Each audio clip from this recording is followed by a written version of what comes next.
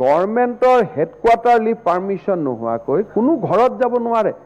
ঘৰ যোৱাটো এটা ডাঙৰ উৎসৱ। আমাৰ দেউতাহঁতৰ দিনত যেতিয়া চাকৰি কৰিছিল ঘৰ যাবৰ কাৰণে 4 মাহ আগৰ পৰা প্লেনিং কৰে। এতিয়াও পুলিচৰ DSP SP বিলাকে ঘৰত যাম বুলি 4 মাহ আগৰ পৰা প্লেনিং কৰে, কাৰণ ঘৰটো এনেকুৱা বস্তু নহয় য'ত মই চাকৰি লৈছোঁ সেইটোৱে মোৰ ঘৰ। এটা গধূলি ঘৰত গুচি আহিব খোজে, তেনেকৈ হ'লে চৰকাৰে কিমান কৰিব? শিফটিং কৰি থাকিব লাগিব। সেইকাৰণে মানুহৰ মাজত খুব এগ্ৰেছিভলি আমি বুজাব লাগে যে চৰকাৰৰ দায়িত্ব কি, চৰকাৰৰ কৰ্তব্য কি, বিষয়া কৰ্মচাৰীৰ দায়িত্ব কি। মঙলদৈত চাকৰি কৰা মানে গধূলি গুৱাহাটীত ঘূৰি অহাটো নহয়।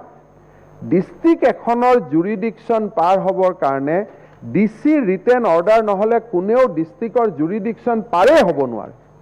অকল যদি কোনোবা এজনে যদি গধূলি ভিডিঅ' কৰি মাত্ৰ গভৰ্ণমেণ্টক দিয়ে যে অমুকজনে মঙলদৈত চাকৰি কৰে গুৱাহাটীত বজাৰ কৰি আছে, that video is enough to put him under suspension.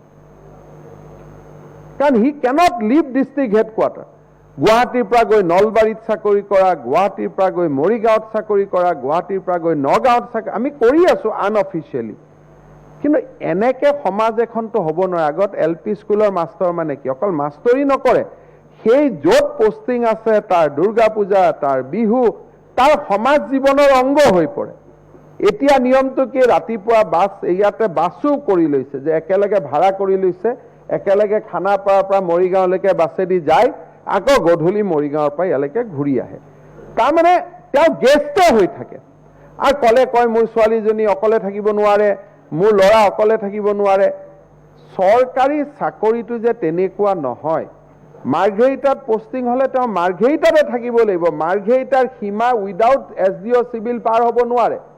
এতিয়া আমি উল্টাই বিধানসভাত উল্টাই কওঁ তেওঁ ঘৰত ঘূৰি আহিব লাগে, অমুক ঘূৰি আহিব লাগে। যেতিয়া আমিবিলাকে এনকাৰেজ কৰি থাকোঁ তেতিয়াহ'লেতো আৰু আইন ধৰি ৰখাটো কোনো মানুহেই নাথাকে।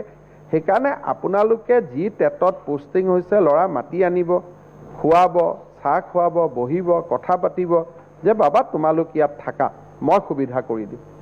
বহুতে কয় যে অমুক গ'লে আমাক কিছুমান ভিডিঅ' ওলায়, কিছুমান ওলায় যে টেটৰ শিক্ষয়িত্ৰীৰ ওপৰত অত্যাচাৰ, অমুক তমুক। বিধায়ক লগে লগে যাব লাগে যে তোমাৰ লগত মই আছোঁ, তোমাক কোনো একো কৰিব নোৱাৰে।